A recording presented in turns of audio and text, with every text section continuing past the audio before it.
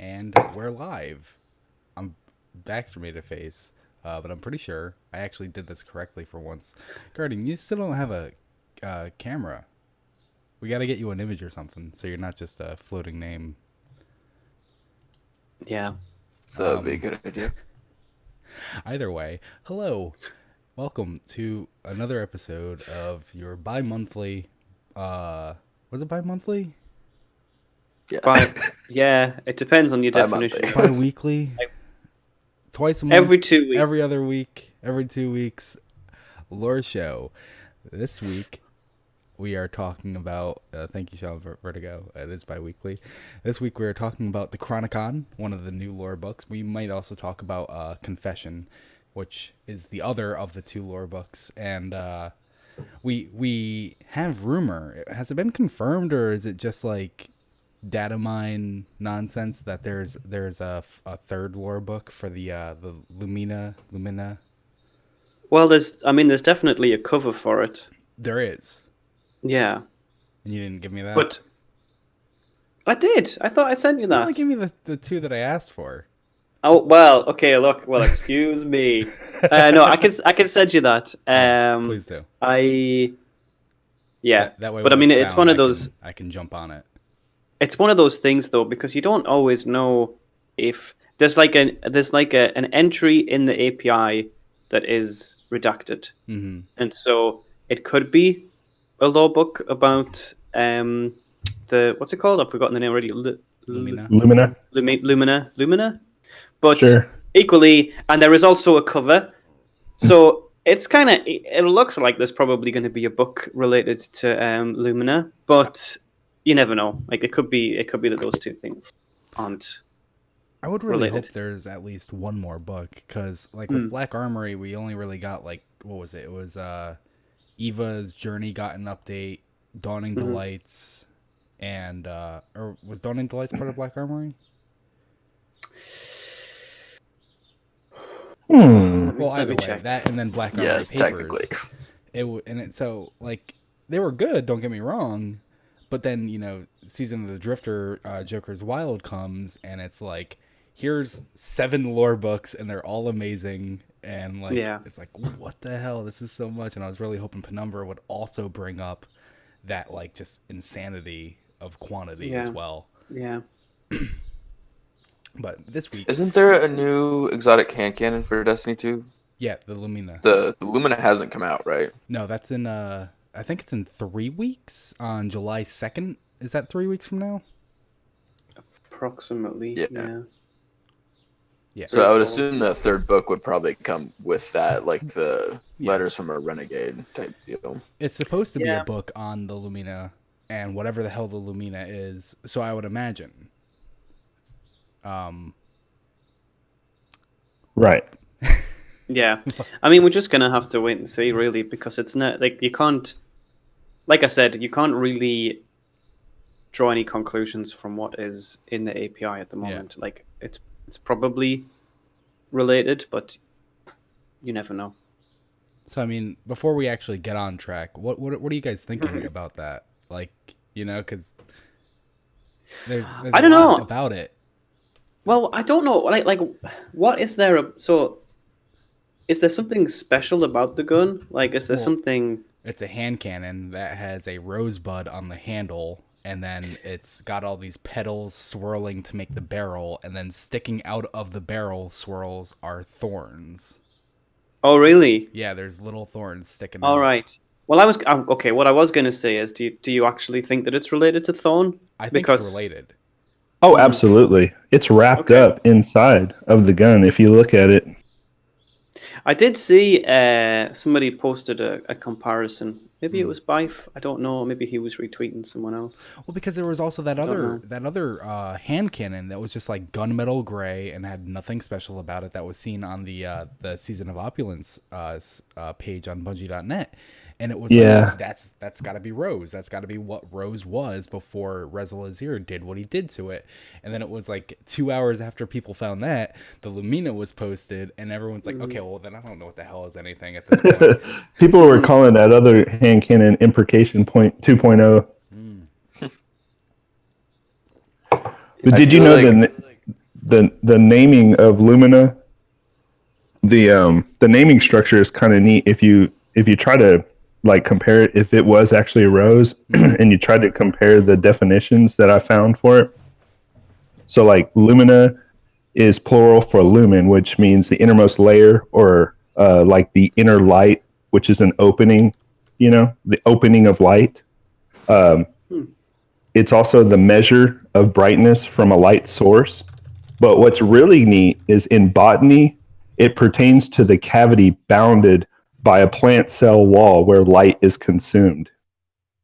So, like where photosynthesis takes place inside the cellular wall, it's it's part of the cell. It's actually called a lumina. And I looked up a definition about it, and that's kind of what inspired my theory. Is that it's to inspire.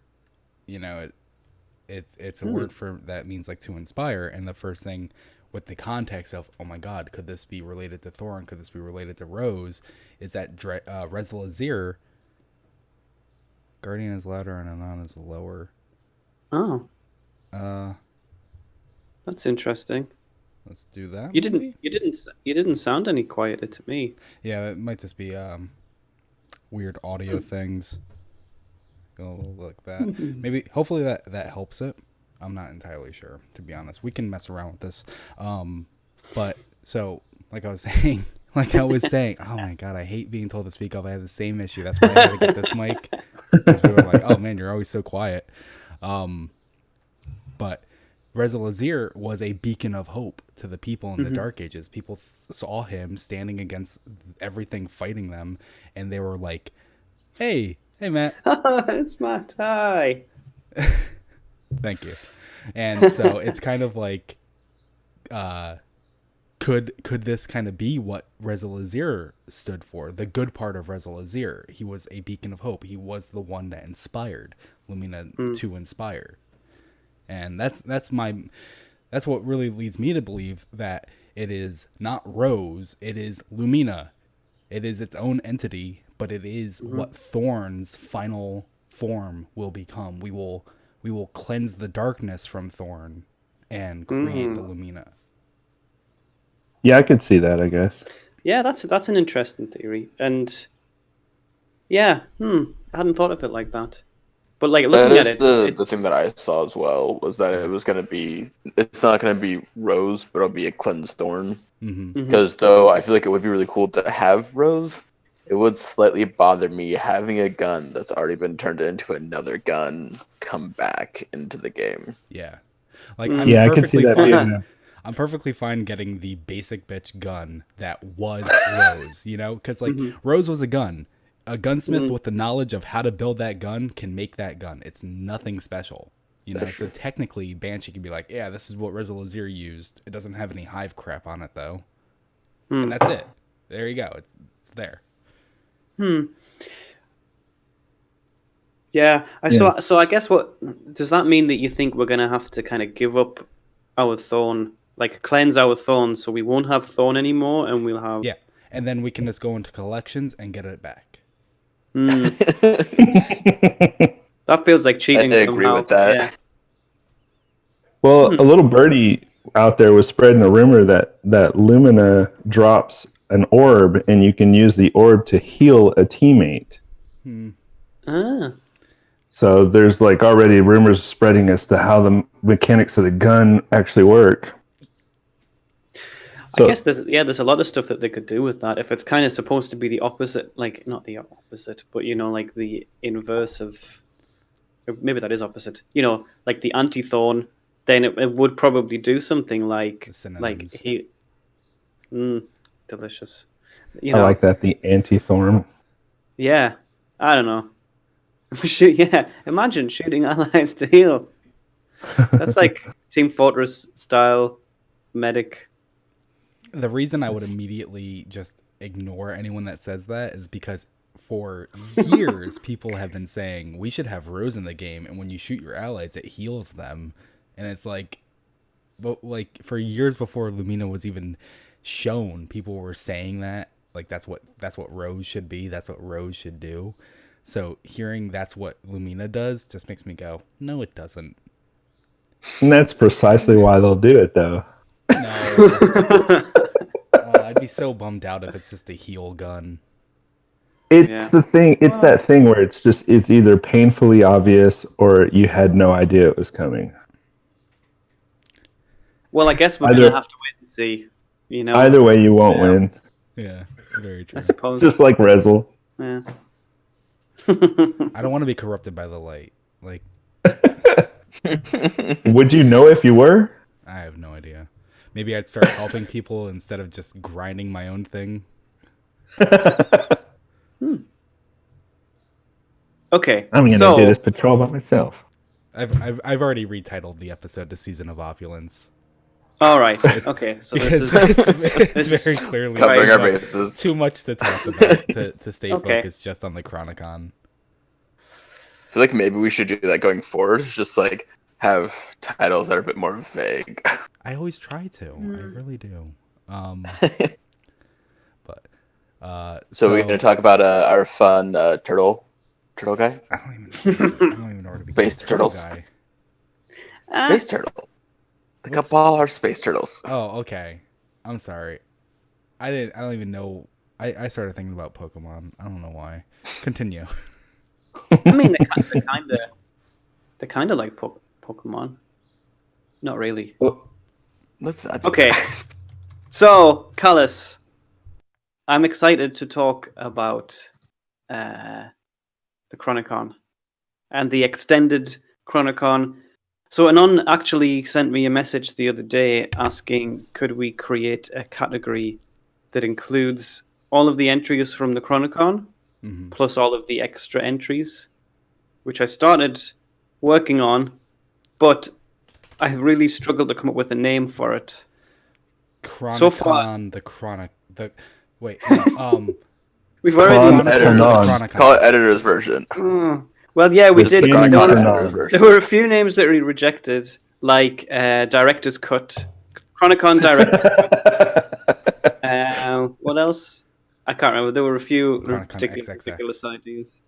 I feel like it has to have something like fancy. Yeah, Callus fan fiction, Chronicles of Chronicon. Yeah, they're all. I don't know. What calls them Chronicon? The Chroniconicon. Yes, there it is. The Chroniconicon. Because it's got the Chronicon like icon. And it's all canon. Yeah. Yeah, okay. So, suggestions on a postcard. I don't know. Yeah, so I will create that category. It's just, I struggled to come up with the name. Because I think there's actually scribes. Mylan. Except for the ones that are... so there's the Chronicon, which are the official scribes, and then there's the Menagerie Armor, which are the... What's it called? Underscribes? Underscribe. Yeah. The underscribes. Yeah. Under the Chronicon. It's like behind the music. Yeah. But Proto-scribes. If you look at so how many there's... 1, 2. Well, there's 15 because it's on each piece of armor. So there's actually 15. I was wondering if there were more entries in the book or in the armor pieces, but there's actually the same because there's 15 in the book, I think, and there's 15 armor pieces. So that's kind of interesting. What were you saying, Guardian? So if we're going to talk about Callus, where do we want to start with him? I guess the Chronicon kind of covers everything for the most part. Yeah, but so I just want to be clear. Callus is an egomaniac. Like, he thinks extremely highly of himself. And so the Chronicon was written to make Callus happy. And very quickly, actually, in the Chronicon, a scribe who was writing it got fired. Like, he got killed or something because he wrote something that Callus is like, I don't like that. And so they replaced him with someone else. And so it's don't read it word for word and say this is the absolute truth, even though that's how it begins, saying it's the absolute truth. It is not. Yeah, that's a good preface, because people are gonna. That's the whole intent of the writers. Is people are gonna read this and it's going to toy with their minds, and they're gonna run out with their spinfoily theories because they read some real quick phrase or one paragraph of that whole thing and didn't realize in its entirety it was meant to be Callus's just ultimate fanfic, which is BS, basically. It was delightful. That's kind of all of the lore we got from Season of Opulence. Like, there is truth to it, but there's a lot where it's like, yeah, this is just kind of Callus's hopes and dreams. Yeah. And his world through rose-tinted glasses. And what he foresees himself doing with his egotistic mindset. Yeah. But it's interesting because it reminds me, well, we've talked before about how the Books of Sorrow are kind of propaganda for Oryx. And this isn't maybe exactly the same in that it's almost written to please Callus rather than to push any particular agenda. Exactly. Maybe. It's hard to propaganda say. for Callus. Yeah. Right. Yeah. It's to please Callus's own insatiable hunger. Yeah. But there's one entry that I think is really interesting that kind of connects the Chronicon with the Books of Sorrow, which is entry MCXXV, where Savathun kind of appears in the future. So yeah, I don't know if we've said this. I think most people already know this, but part of the Chronicon describes events that have already happened, but the majority of the Chronicon really describes events that haven't yet happened, and they describe events that seem quite unlikely in a lot of cases.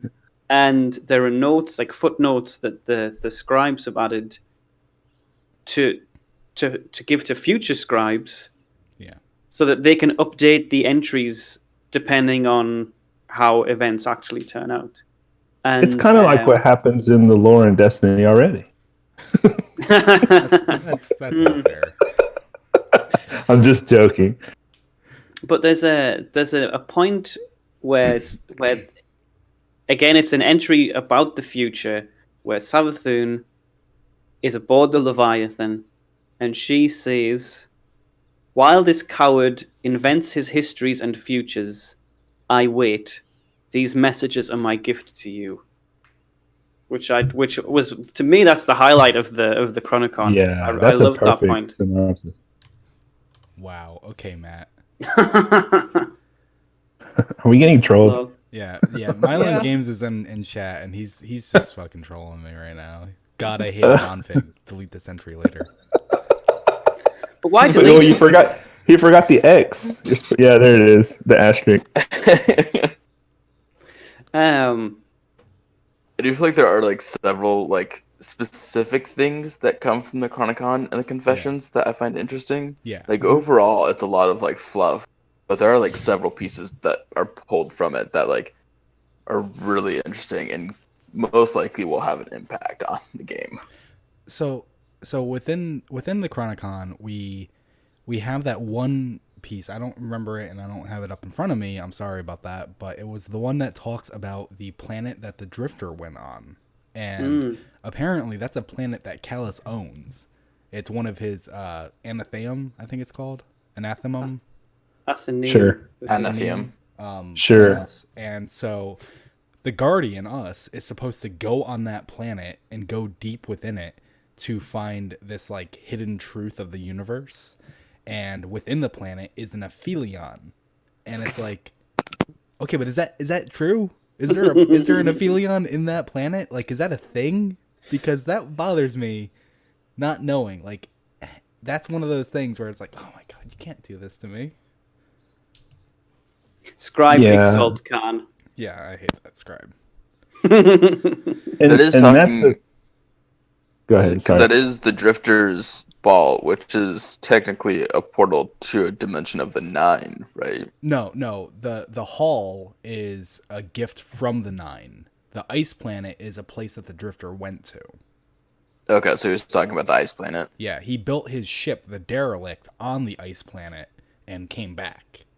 And then, so in the Chronicon, we apparently go to the ice planet on order of Callus to unearth a truth to be able to defeat Guardians, which would apparently be the Aphelion. Which makes me want, like, are those creatures that, like, negate light Aphelion? Because we're still so in the dark about what an Aphelion is, and it really bothers me not knowing. I don't like not knowing. Yeah. Things. Well, there's I a think lot the only of thing things we've that... seen about the Aphelion is that they basically kill every Guardian, like everything. Yeah, Like I including the think Reef. there was only one person who survived like an encounter with the Aphelion, and everyone else was murdered straight up.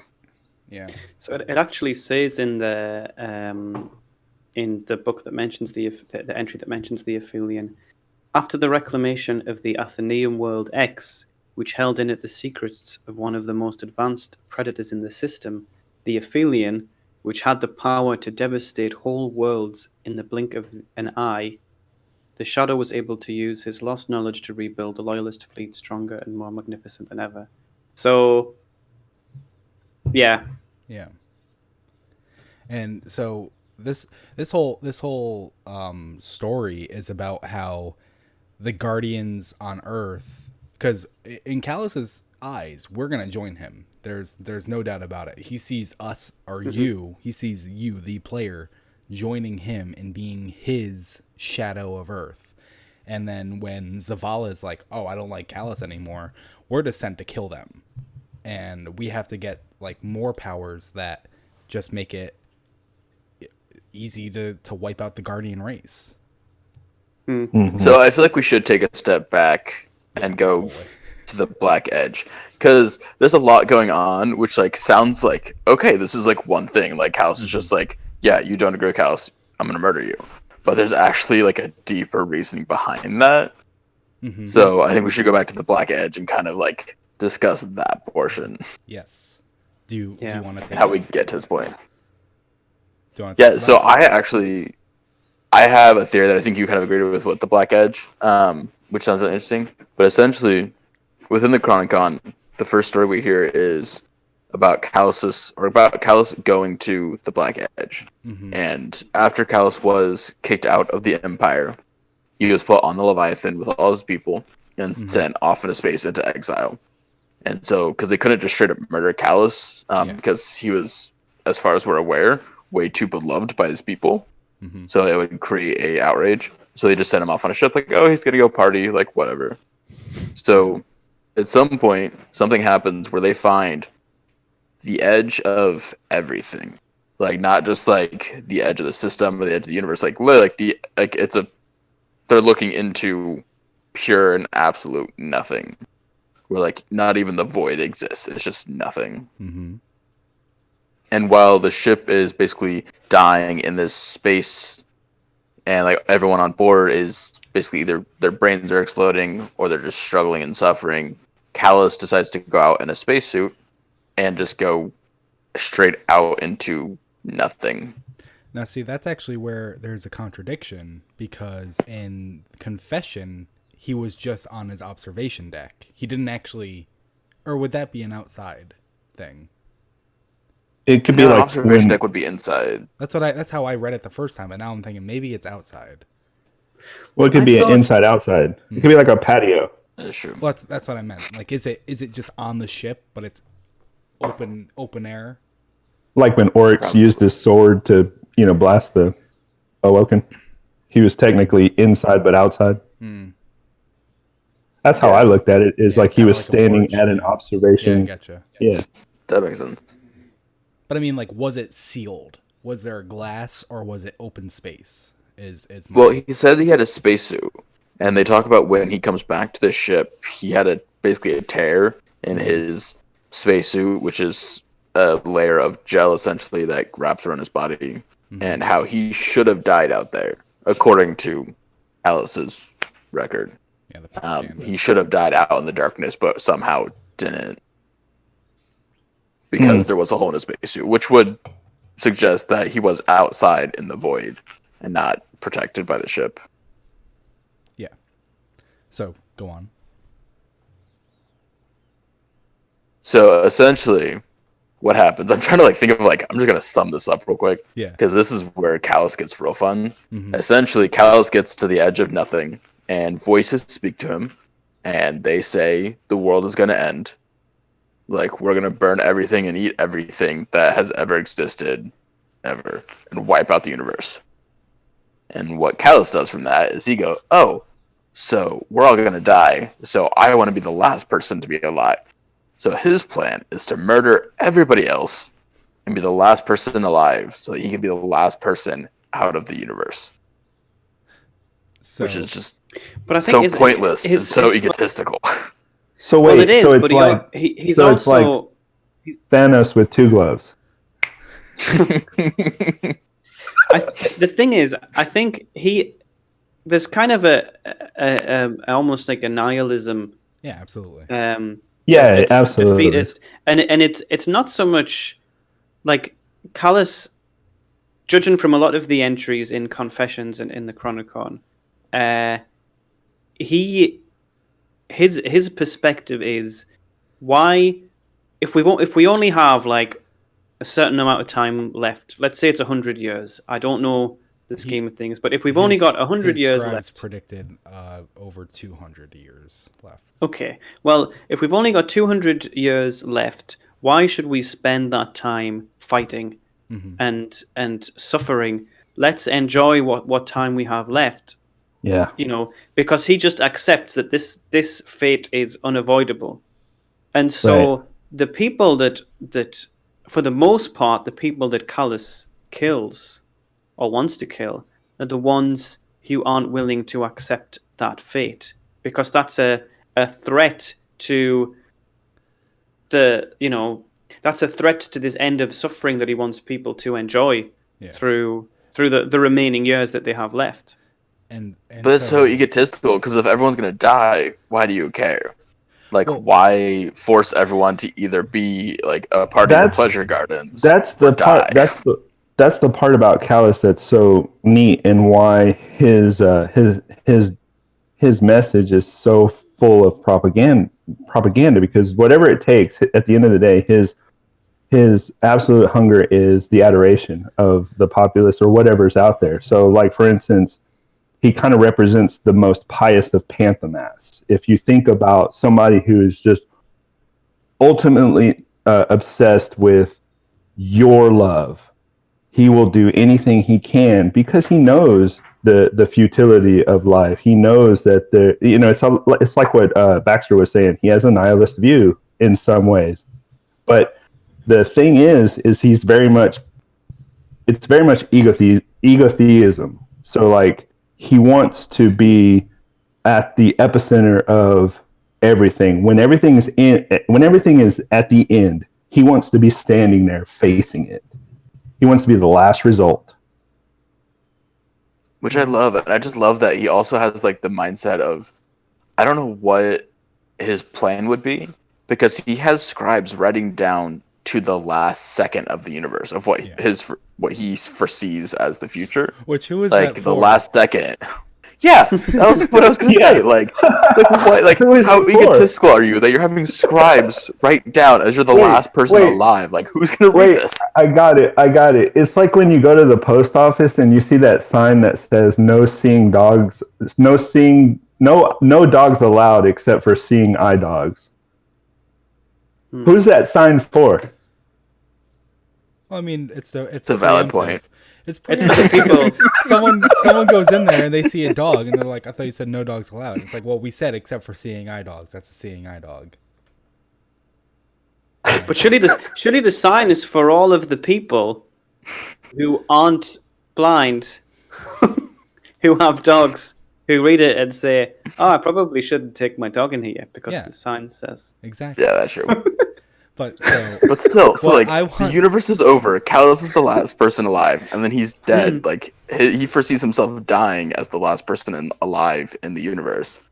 But he has scribes writing all of the stuff down to the last second, where there's even the note to the scribes, like, oh, whatever scribe is left, like, just make sure you correct this to whatever happens right before you die. Right in his final speech, which is very insulting because the Guardian was supposed to be the second to last to die. So now a scribe has to watch Callus give a speech before he kills us, and then write that down, and then we're dead, and now it's Callus and the Scion.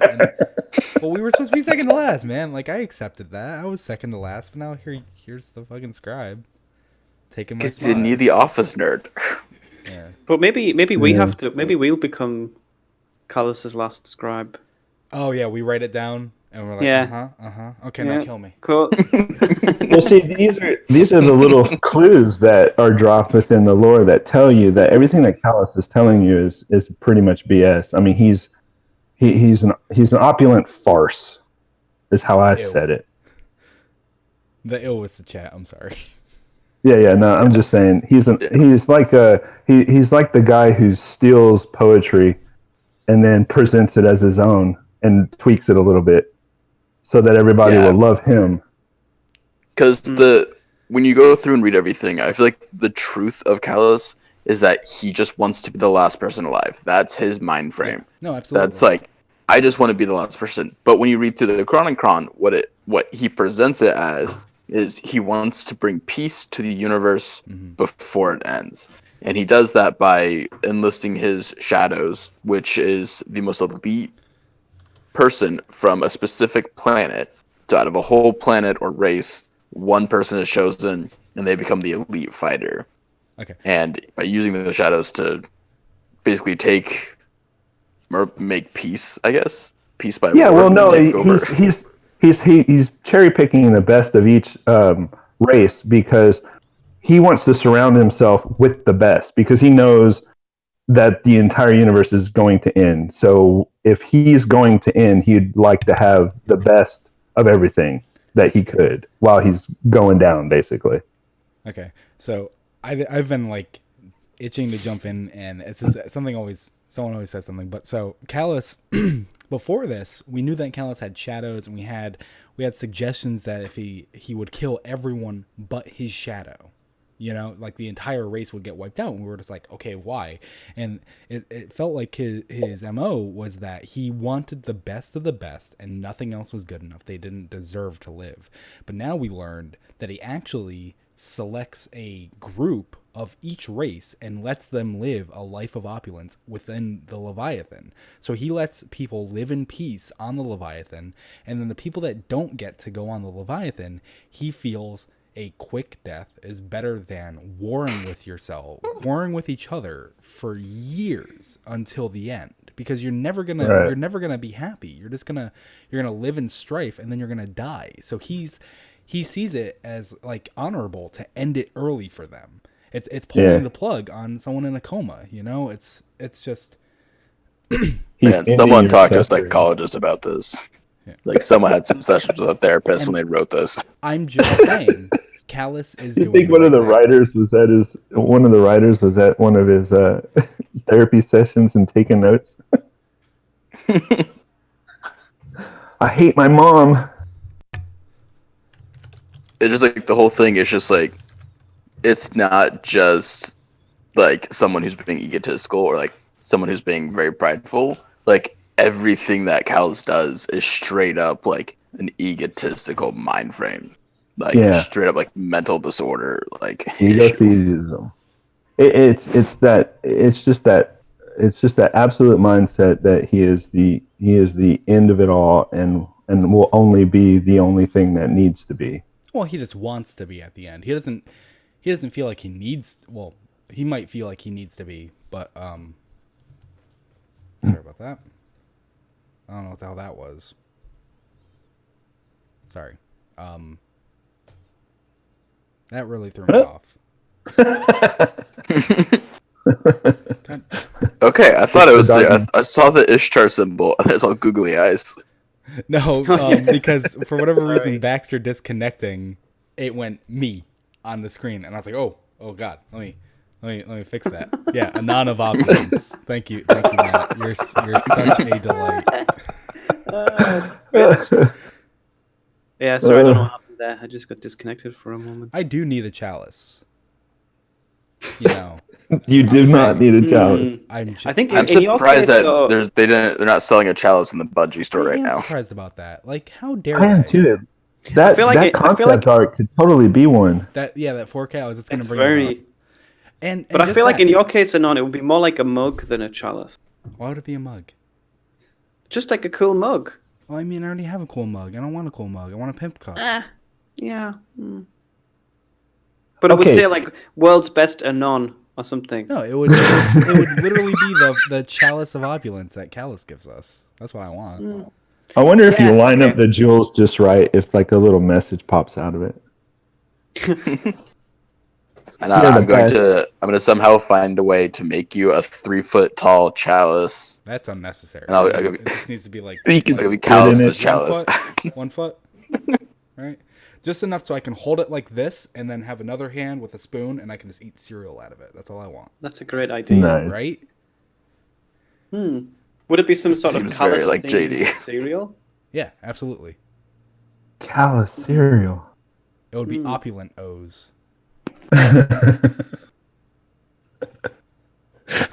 Watch out for the purple marshmallows. You don't eat it with milk. You actually have to grind up planets and pour the wine into the cereal. That sounds. It turns your milk into grape juice. Yeah, it turns your milk. It turns the milk into planet wine. Perfect cereal for middle-aged depressed people. Yeah. Going into work. What's wrong with you? I just had 5 bowls of cereal. I'm sorry. This derailed. Are we, with wine. I missed what you were saying there, Anon. I don't even know what I was saying. What was I saying? It was so long ago. Yeah, we just started talking about wine cereal. Yeah. No, before I got disconnected. What Oh, were the you thing talking about Callus? Yeah. I don't Oh, yeah, know. about like He did. keeping a small group separate. Yeah. So yeah, Callus yeah, would go yeah. to Worlds and I take heard a that small part, group yeah. and It keep them on the was- Leviathan and then murder the rest It so that they was- would not be in suffering. It was it is the best thing to do. I'm sorry, but I'm on Callus's side there. If I had that position of power, that's exactly what I would do. Because that is the best. You are offering less suffering. It's gonna end. Well, It's not like your lives but, matter. but that's the perspective true, there but- is that the end is unavoidable. It's not like your lives mattered if it was. It's Okay, not so I like do your wanna lives say- matter if it was avoidable. Yeah. Even if it was avoidable, I'm still ending your suffering. But you could argue that, you know, okay, you could argue that life under what is effectively a dictator, you know, I mean, whether we're talking about you or Callus, the same's true. You know, like it doesn't fit with the view of the light. Do you know what I mean? I feel as though if the end is avoidable, then everything that color, you know, like do the means justify the ends? Wait, yeah. Do the ends justify the means? Yeah, other way. Do the ends justify the means? Yeah. I feel as though they don't. Like, you know, Callus wiping out civilizations to bring the remainder of that civilization peace. Well, he's not. He's yeah. But I mean, exactly. like the Arcborn, right? The Arcborn, a certain number of them are allowed to live on the Leviathan. That ship is tiny. But at the same time, like in the menagerie, he uses the Arcborn for his entertainment. Do you think he's actually using the Arcborn? I just figured that was like an honorary event. No, one of the lines that he says is, "I have to break a promise to one of my previous shadows in order to put on this event." So it's That's like, awesome. you know, That is awesome. it is awesome, but at the same time, it means that like that completely undermines Callus's argument to me. You know, I believe that he does care about, you know, ending the suffering of certain races because he thinks the universe is going to end. Okay. But the lengths that he's willing to go to do that completely outweigh the like if you're willing to end a civilization to bring them peace, then are you actually like that's not a good thing, like. And Yeah, then it if the is. survivors are given a life of luxury apart from when you need some entertainment, that's not really I think they're it's worth it. prisoners. The prisoners, okay. As the emperor, I think it's worth it. Okay, cool. So I It's if do you have a believe theory in that might make vengeful- everything seem better. All right, let's hear it. Oh no. Like that just Rhino just oh no, what's this gonna be? So it is probably like not the biggest spinfoil thing, but like the most common spinfoil thing that has been going back since D1. So there is the idea. So Callus went to the Black Edge, and voices spoke to him, and basically said they were going to destroy the universe and eat everything. Mm-hmm. And then we do have Callus start. He's going kind of crazy. But we do have a card, and it's the Opulent Stalker Strides. And it shows the text for it is, I have foreseen the apex of your slaying potential. Should you wish it, the system shall die from the inside, and make way for what's coming, O champion mine. Yeah. Yeah. Which, of course, means spinfoil of, like, what if, like, he met the Ahamkara at the edge? Yeah.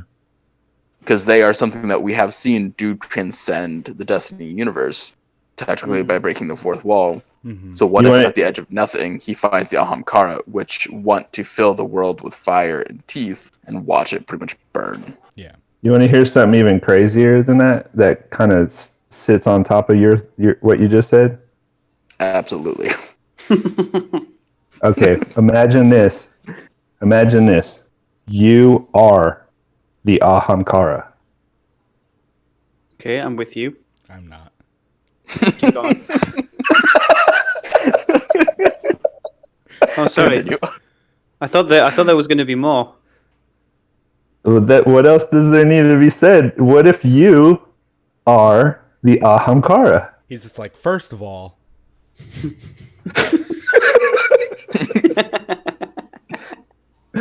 I don't. Oh, bear in mind. Okay. I don't know how to answer that question, so I'm just going to say, okay, so let's think about this. If the Ahamkara, there were most of them were physical things in our universe yeah, absolutely. at some point, and then they were killed by whoever, by us, by the Hive, by different people. So are we saying that, we already know that Ahamkara can communicate after death. They have, that their bones retain some method by which that they can talk to us or send messages to the bearer of those bones. But they're not the only ones that can do that, because the bone, the dead worm that who was it? Was it Savathun? I have no idea. In the Books of Sorrow. Yule? It was Savathun.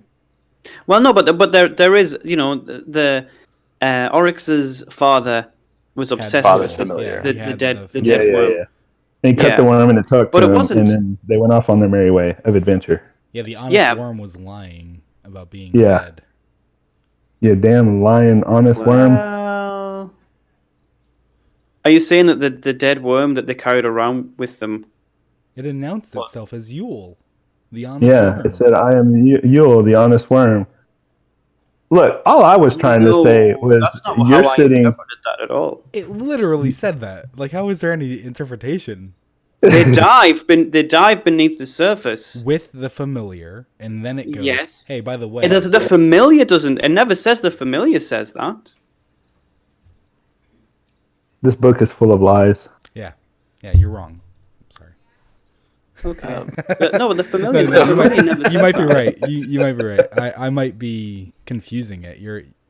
So then the familiar would have just been one of the larvae. Yes. Okay. That was my interpretation is that this something else had the ability to communicate, whether it was the worm gods through a dead thing. Do you know what I mean? Okay. Yeah. So what I'm saying is maybe it's not only the Ahamkara that have that. Yeah. Well, I mean, there's already been multiple sources that are saying that have compared, like in the lore, not just the community, that have compared the worm gods to the Ahamkara, and that they are similar in that they feast on the Anthemanatheme, but they are different species. And it might just be the key is the Anthemanatheme. Like maybe that's the source of power. Like you drink unicorn blood, you live forever, right? Well, I can't help but wonder if some of the naming conventions that we're used to in the lore are parallel names for other things. I can't help but wonder if some of the things that we've learned.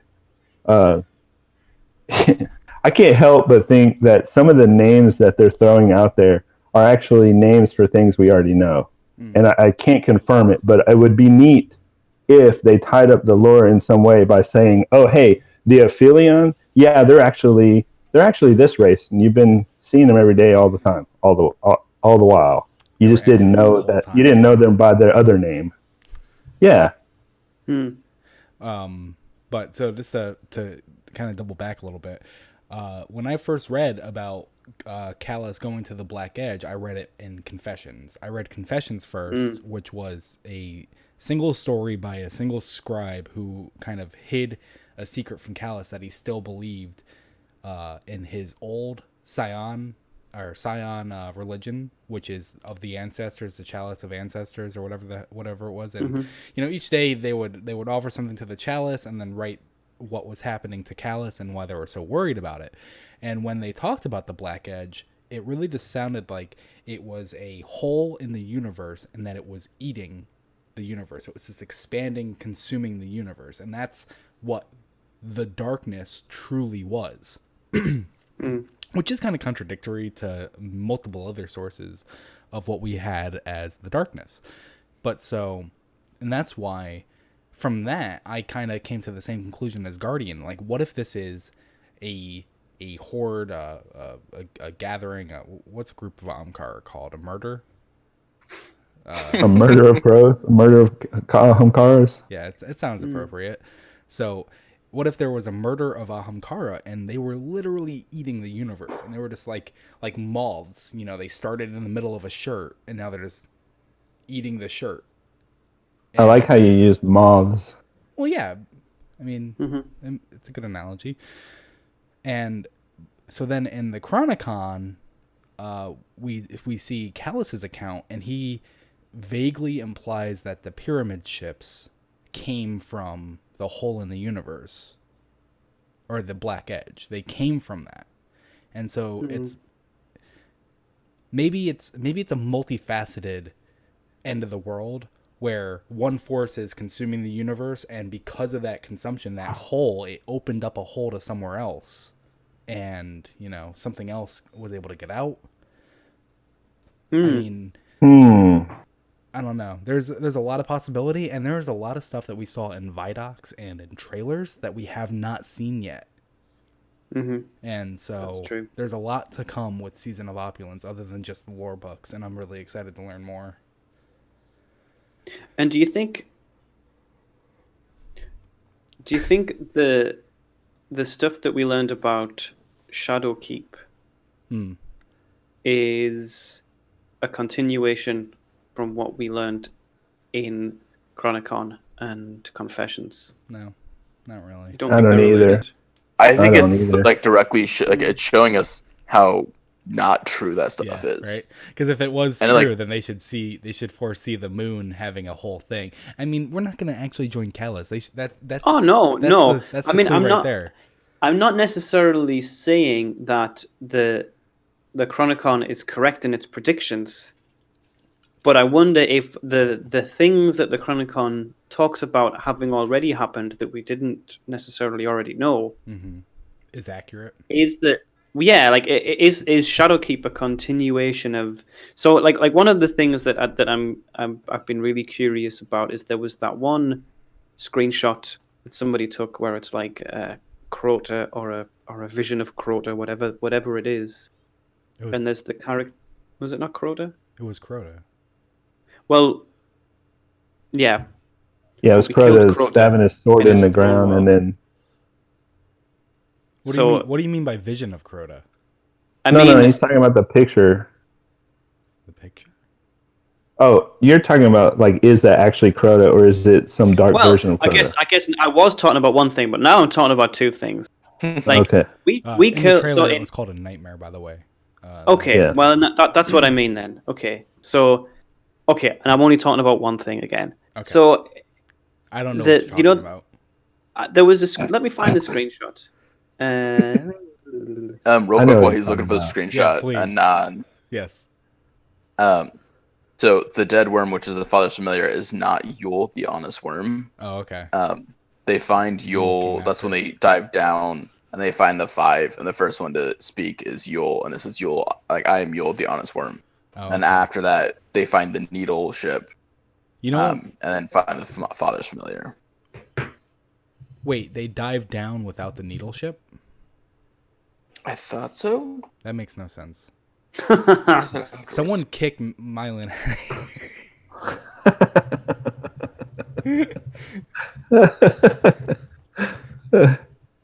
That's awesome. Oh no, yeah, that is before. Okay. Yeah. You know, my issue with Yule coming up though and saying, "I'm Yule, the honest worm." Like, what if that was a lie? Mm. You know, like the whole like, oh, I can never tell a lie. Can you though? Like, so I did have one other thing which I love, which is only like because we've seen Shadowkeep, is that everything in Confessions in the Chronicon is like basically building up the Guardian. Like, we murder everybody. Like, we do all these cool things. We take the ship. Like, we take the ice planet. We take the Philian. We destroy the Warmind. Like, it like basically paints us in this like epic, like, you are unstoppable and you murder everything. And then we have Shadowkeep show up at the same time, which literally says, oh, everything you did is pointless because it's all just back to mess with you now. Yeah, that was one of the cool things they said in the Vidoc is basically they said the hint was, what if everything you did basically didn't work? Yeah. And I just love that, like, because we're getting to this moment of like season of Opulence where it's like, yeah, we've done a ton of stuff. Like, we're kind of awesome. And we're all kind of getting comfortable and like, yeah, we do crazy things. And then we have the Confessions, like Callus and the scribes telling us, you're going to do amazing things. You're going to murder and take and rule. And then we just have the next expansion where it's like, nope, you're nothing. You just totally messed up and nothing worked. Can we talk gear real quick? Well, I just want to say I'm really not surprised to see in Shadowkeep that the enemies are coming back, because I heard Zavala tell Cade not to bury them in the pet cemetery, even though it was much closer. And I was like, this is just going to go bad. This is going to go bad. Lol. So, before we talk about gear, can we just? Did you see the screenshot that I shared? No, because it's a broken link. Is it a broken link? I can open it fine. I said, can you see that? Nobody said I can't see that. We're talking real things. Okay, it's fine. Okay, let's talk about gear. It's fine. I'll find it somewhere else. You were going to talk about Crota standing there with the 3 black figures in the background. Yeah, exactly. That's what this screenshot is supposed to be of, but obviously the links didn't work. The shadowy dudes? Oh, yeah. Yeah. Oh, yeah, I know that. Yeah, so I'm wondering... This has been a very... Okay. I'm wondering what their relationship is to... You know, they don't look like Hive figures or anything like that. I need to rename this the Shadowkeep episode. Oh, man. No. Just name it the Destiny episode. This is like Destiny like episode. Thanks, Matt. You're great. Ages ago we had that the concept art of the 5 different races. No. Yeah. Oh yeah. Oh my god.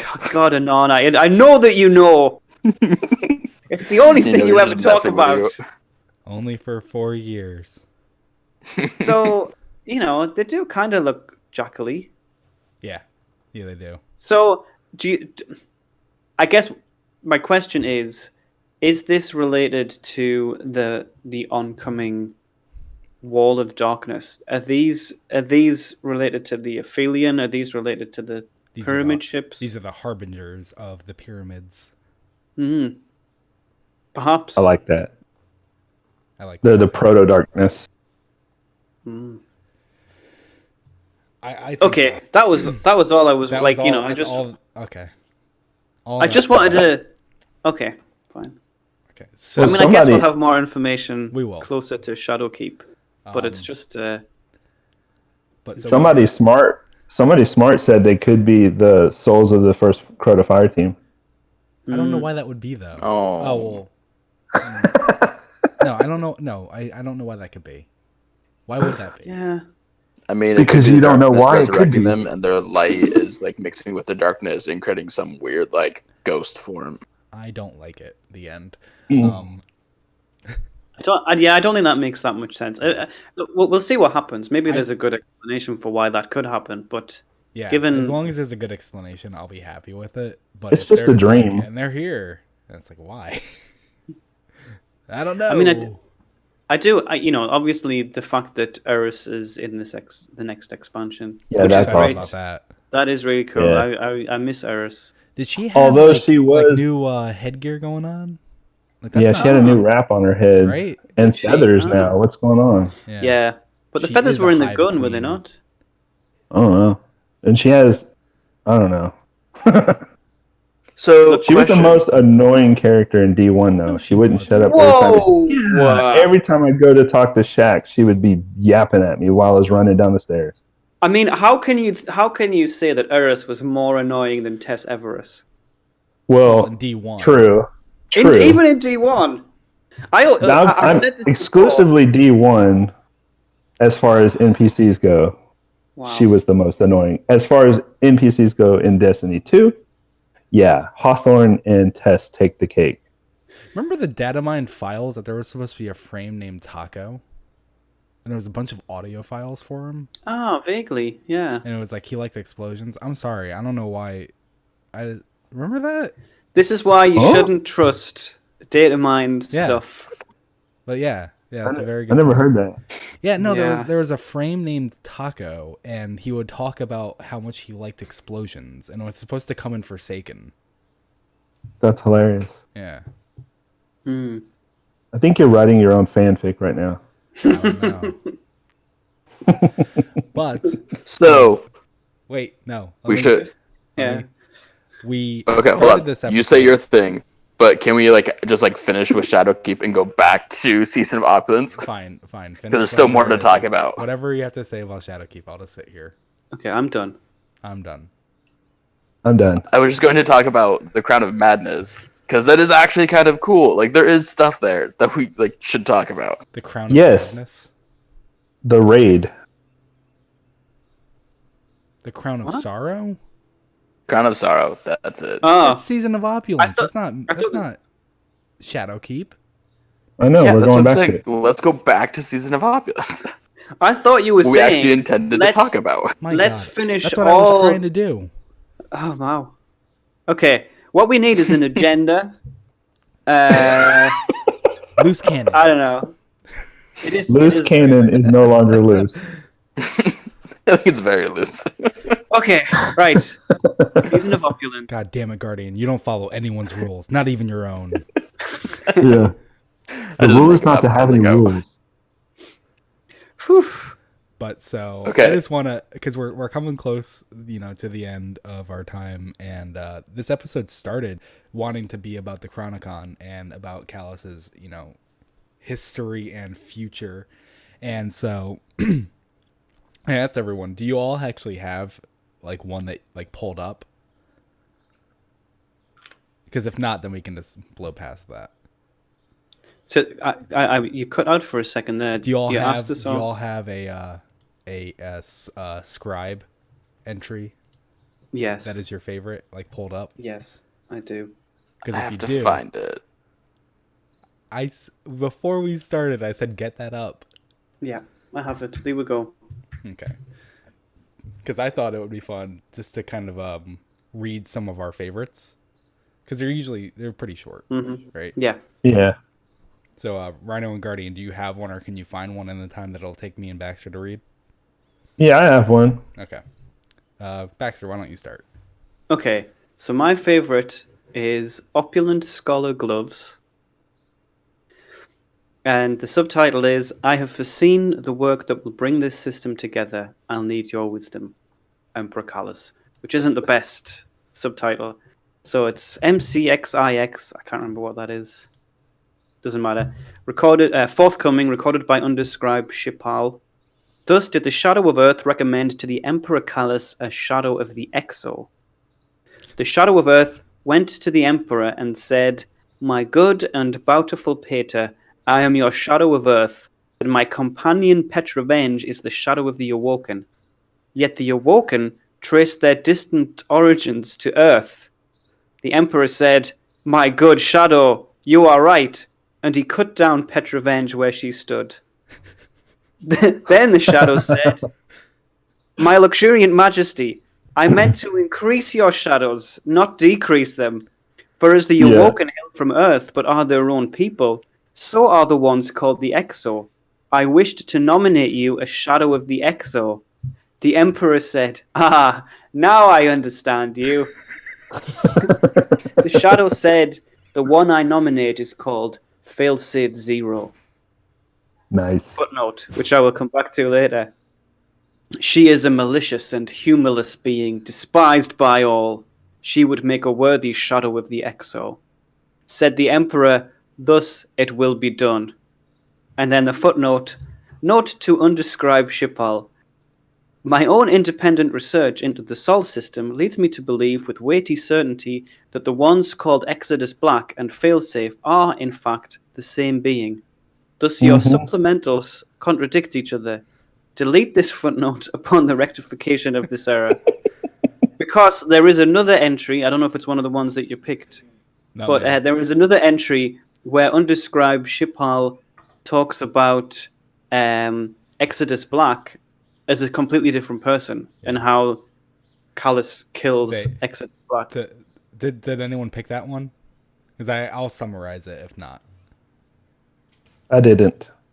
Guardian? No. So basically, they take Exodus Black and split their personality into two forms and put each one into an Exo, and then have the two Exodus, Exodus and Black, fight each other to the death. Which is... I mean, that's just destiny. That everyone knows that.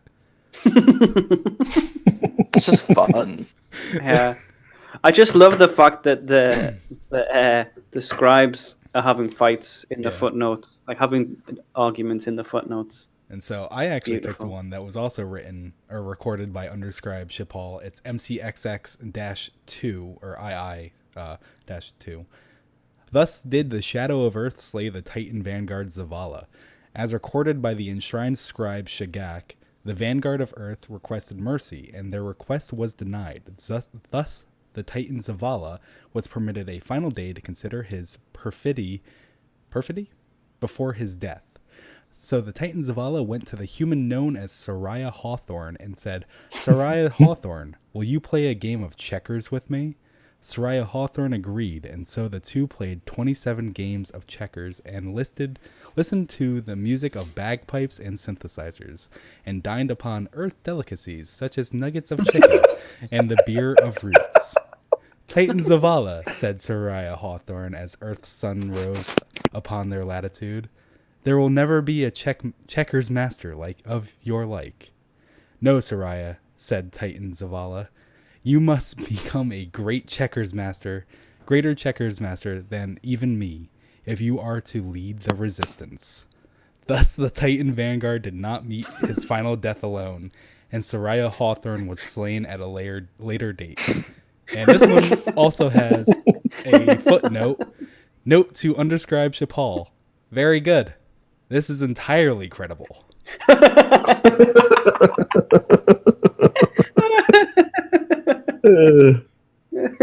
That's great. Wow. So I guess, like, is that at all accurate though? Is current Earth music bagpipes and synthesizers? It's pretty close, right? I don't know. That's all you It's wandering around the tower. That's all you hear. It's a disco version of Oh Johnny Boy. Oh Danny Boy. Danny Boy. Yeah. Guardian or Red, one of you read yours. Well, mine wasn't all that funny. I just thought it was cool. Okay. Let's hear it. Opulence stalker vest. I have foreseen what must fall, so the empire may rise. Your mastery of silent slaughter shall make true cabal of us all.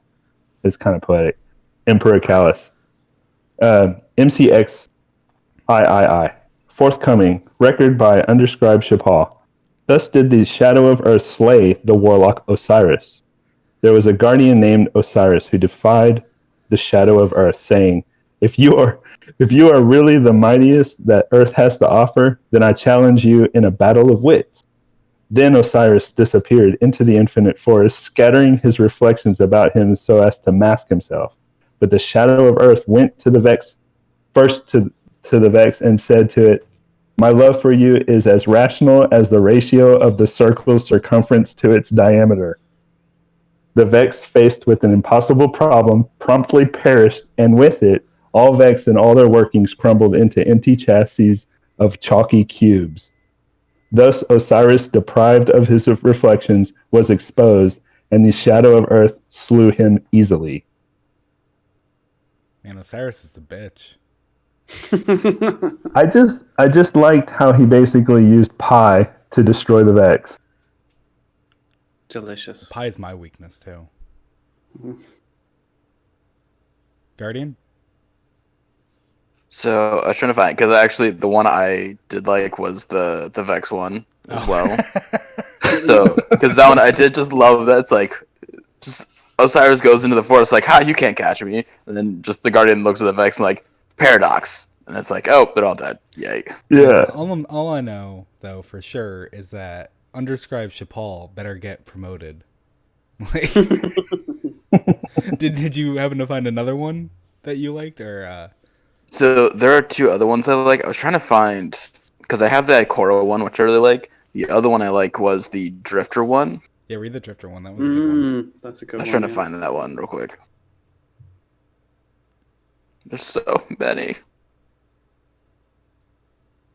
Man, crickets, am I right? There it is. Hey, I found it. You had one job. Hey, I found three. I had 3 entries, so leave me alone. Okay, so this one is also recorded by Underdescribed Chapal. Of course. So, thus did the Shadow of Earth slay the rogue light bearer, known to some as Dredge and Hope. With the help of Brigus, the Emperor's personal chef, the Shadow of Earth prepared a splendid feast, and then went to the rogue and said, Brother, come with me. How marvelously they dined, upon soft-fleshed bracken clams and salty fruit meat. The Shadow partook with the stamina of a great Cabal Primus, but the rogue ate even better, so well that even the generous Emperor, watching through his Shadow's eyes, was impressed. Finally, the last course was served, a flaky pastry the size of a human's fist. The rogue bit into it and winced at the crunch, for the pastry was filled with metal and paint and a taste of vanilla. The rogue ate it all. Then, wiping his lips, the rogue asked what was in the pastry, and the Shadow told him, Your ghost. And before he could respond, the Shadow leapt up and, seizing more food and drink, forced it upon the rogue called Dredge and Hope in such generous quantities that the rogue could not endure his own gratitude. Thus the rogue's hunger sated. That's like poetic. That's so brutal. I love it. Just like, yeah, I just fed you your own ghost. That's actually a really good example of how accurate are these, because that was legitimately like a poetic way to kill the Drifter. He was revived hungry. He starved multiple times, and he died with food being stuffed down his throat. Also, it's interesting that it tasted of vanilla. Oh yeah, I know exactly where Oh you're going yeah, with that. I know where you're going too. They floated. What? What? Ah, yes, we're all on the same page. Oh, Yeah. wait. When we started this podcast and we referred to it as Anchorman, I was supposed to be the brick. I do not appreciate that right now. So what I was getting at, just to Whammy. clarify, is when I think was it Fenchurch went was. inside of the Traveler Yeah. and said, "Oh yeah, it smells of vanilla." That's what I said. What is it though? What did He didn't float. You were talking about it. Yeah. Oh, Go ahead. Go ahead. were you talking about it? No. Go ahead. Oh, no, that was it. That was it. Yeah. Yeah. The So my inside of other the favorite Traveler one- supposedly smells of vanilla. Say it with a dawning gift. Anyway. So the other entry, there's two other entries I really like besides those two. And it's the one where Ikora basically like they go, "Oh, like, do you want some time like before we kill you, Ikora?" And Ikora just goes, "Fuck that! I'm just gonna like let's do this," and launches a Nova Bomb that like shakes Mars to its foundations and alters its course. I just love like, yeah. And the other one I love is the one where you kill your own ghost and you hold it in your hand and the ghost just says, "I love you," and you crush it.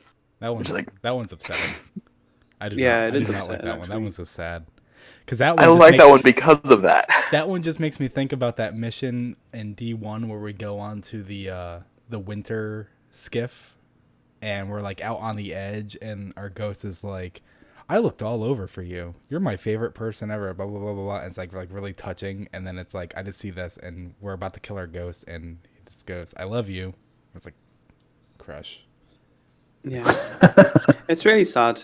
Yeah, you're a Yeah. monster. This is why he doesn't wave. Yeah. He never waves. I like really positive things, but He I never do like waves. stories that have dark endings. So do I. But you're a monster. I don't enjoy it, but I do appreciate it. You're a monster. So next week, our next show will be in 2 weeks. That's what we do. We're bi-weekly. It'll be on the 23rd of June at 9:15 a.m. And we will talk about something. Maybe will there be the Lumina stuff have happened by Lumina then? will be the week Maybe? after. Ah, So we'll figure it out. I mean, I'm sure there's going to be more to unravel. One of the...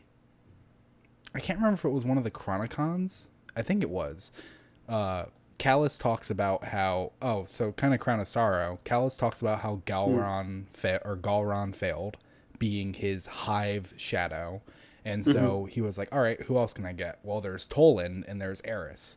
And he can't find Eris anywhere, so he's asking us to say, if we ever see Eris, send her his way. And there was Toland. Toland is in the Ascendant Realm and everything. And so trying to get Toland out, he offered Toland one of his lost trinkets, which would be bad juju. And so Toland didn't bite.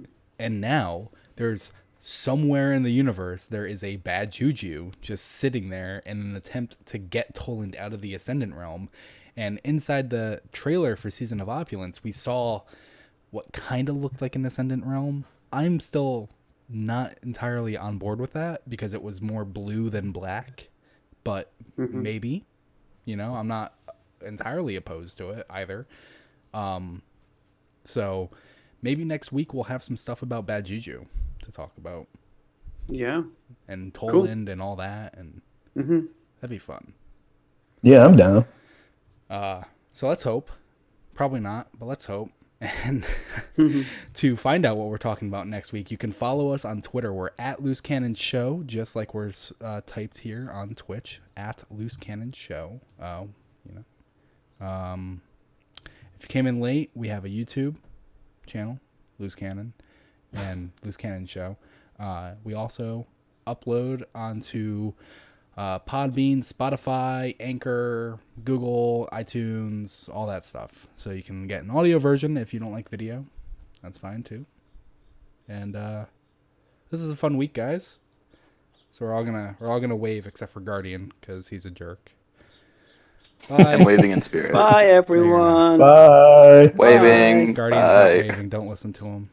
I wave, damn it.